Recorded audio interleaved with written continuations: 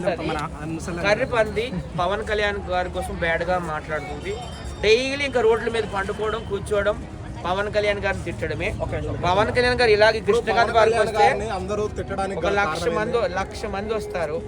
పవన్ కళ్యాణ్ గారు వస్తే, ఆ కర్రీ పంది వస్తే, ఆ రికార్డింగ్ డాన్సులు జబర్దస్త్లో చేసుకునేది అవి వస్తే ఒక్కరు కూడా రారండి. పవన్ కళ్యాణ్ గారు గొడ్డు మాసు తిన్నారు, బీఫ్ తిన్నారు అని పిచ్చి పిచ్చిగా మాట్లాడుతుంది. తను ఎప్పుడు చూసిందో దాన్ని అందరికీ చేపల పులుసు వండి పెడుతుంది. అలాగే పవన్ కళ్యాణ్ గారికి ఎప్పుడైనా నువ్వు గొడ్డు మాంసం వండావా? ఆయన అయితే మాత్రం తినరు. ఆయన ప్యూర్ వెజిటేరియన్. ఓకేనా? సత్య గారు, పవన్ కళ్యాణ్ గారి మీద ప్రతి ఒక్కళ్ళు ఎందుకు ఇట్లా నెగిటివ్ ప్రచారం చేస్తున్నారు? ఎందుకంటే ఆయనకి ఒకప్పుడు అందరూ కూడా చాలా తెలిసిరారు. నువ్వు అసెంబ్లీ గేట్ కూడా టచ్ చేయలేవు, నువ్వు అసెంబ్లీ గేట్ దాటి రాలేవు అన్నావు. ఈ రోజు ఆయన 5 శాఖలకు మంత్రిగా ఉన్నారు. మీ అందరికి తెలుసు. పంచాయతీ రాజ్ శాఖ మంత్రి, గ్రామీణ అభివృద్ధి శాఖ మంత్రి, ఫారెస్ట్, అలాగే సైన్స్ అండ్ టెక్నాలజీ, ఎన్విరాన్మెంట్, చాలా శాఖలకు ఆయన ఉన్నాడు. పైగా డిప్యూటీ సీఎం గా కూడా ఉన్నారు. ఆయన ఎంతో కష్టపడి ఆయన ఈ స్థాయికి వచ్చారు.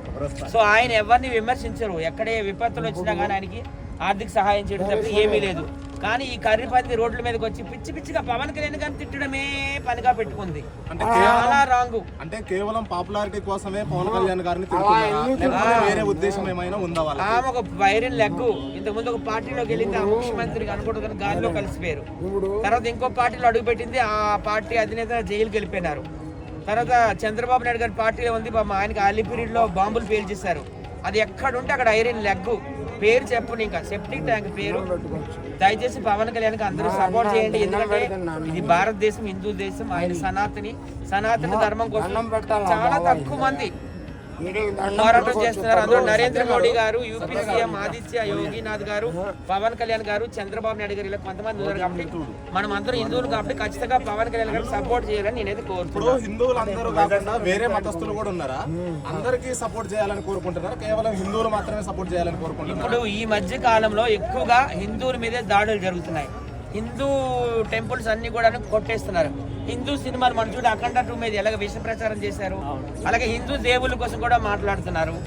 ఇక సనాతన ధర్మం కోసం ఫైట్ చేసిన పవన్ కళ్యాణ్ మీద కూడా వస్తున్నారు. హిందూ ప్రసాదం అండి తిరుపతి లడ్డు. నిజంగా వెంకటేశ్వర స్వామితో గతంలో పెట్టుకున్న వాళ్ళు గాల్లోనే కలిసిపోయారు. మీ అందరూ తెలుసు. ఆయన అంత పవర్ఫుల్. విష్ణుమూర్తి, శ్రీనివాసు, ఎన్నో పేర్లు ఉన్నాయి ఆయనకి. సో ఆ లడ్డు కల్తీ అయింది. పాలతో కాకుండా కెమికల్తో, పామ్ ఆయిల్తో నెయ్యి తయారు చేశారట. అది కూడా ఎన్నో 60 లక్షల కేజీలు నెయ్యిని. సో నిజంగా కల్తీ లడ్డు, అది కూడా బాత్రూమ్లు కడిగే ఫినాయిల్తో చేశారట. చాలా ఘోరం, అన్యాయం.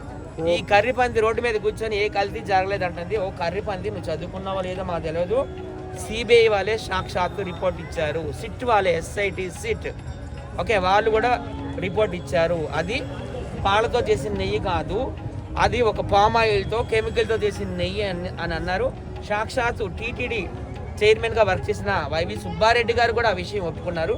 ముందు నువ్వు నిజాలు తెలుసుకొని రోడ్డు మీదకి కర్రీ పంది, జబర్దస్త్లో రికార్డింగ్లు చేసుకునే కర్రీ పంది అని నేను ఈ సందర్భంగా మనం